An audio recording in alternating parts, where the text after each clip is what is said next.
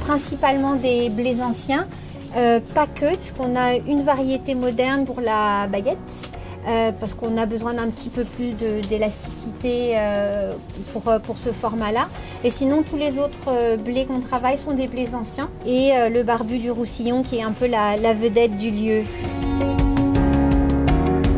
On essaye de travailler de la farine fraîche, de la mouture fraîche, pour des questions d'oxydation, puisque la farine s'oxyde très vite.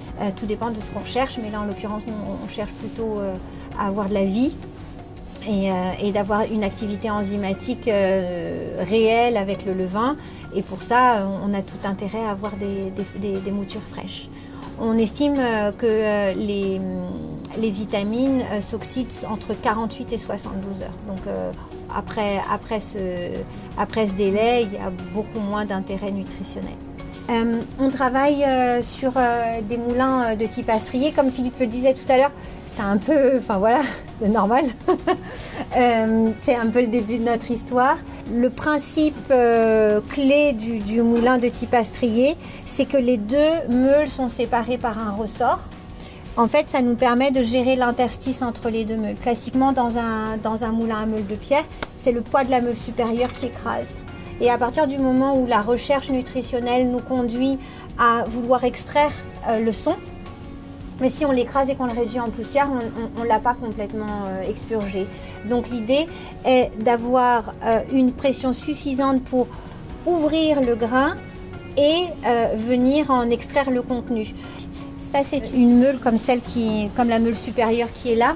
Et donc on y voit les stries et qui forment en fait le chemin pour le grain et qui, sur le tranchant, va permettre l'ouverture du grain. Le gluten est super décrié ces dernières années. La plupart des allergies ou des intolérances, elles ont été créées par la mauvaise qualité des gluten actuels.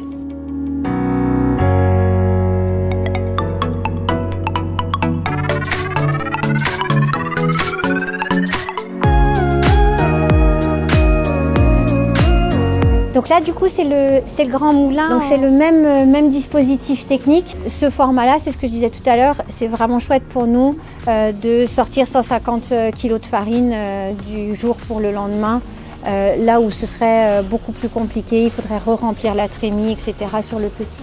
On a des pâtes qui ont peu d'élasticité, peu de gluten, qui toléreraient difficilement d'être travaillées au crochet. Donc on travaille avec des pétrins à bras plongeants qui viennent brasser et souffler la pâte.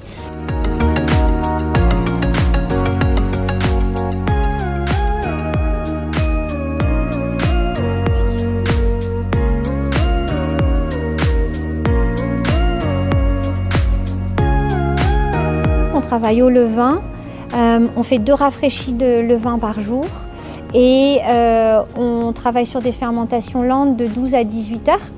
Donc on est du coup équipé de 2 chambres de fermentation, une chambre chaude qui travaille entre 20 et 30 degrés.